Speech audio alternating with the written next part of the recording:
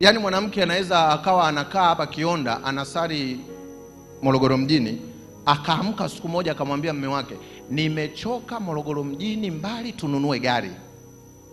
Lakini mwanaume anasikia hivi, mshahara wangu 800,000, toa zaka 160,000, na baki 640,000, matumizi ya nyumbani.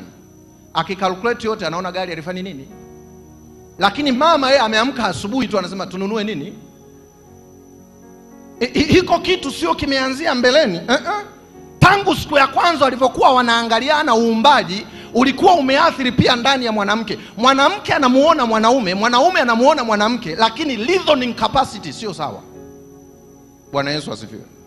Mwanaume anapomwangalia mwanamke, anachokiona na kukitafakari sicho ambacho mwanamke anakiona na kukitafakari kwa mwenzie.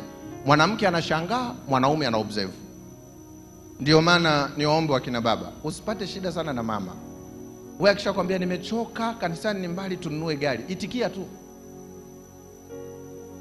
Yaani ukianza kushare unavyofikiria wewe, huyu mama utamharibu na ibada haitakuwa nzuri. Yaani uanze kumwambia hivi, hilo gari unalitoa wapi? Kwa mshahara upi? Tunapokea shilingi ngapi? Hayo yote mwenzio alivyoumbwa sio kazi yake. Yaani ukianza kumwambia mshahara huo hela hiyo tunaitoa wapi? Gari linanunuaje? Yaani ni sawa sawa unaongea hivi, yaani yeye anavyosikia.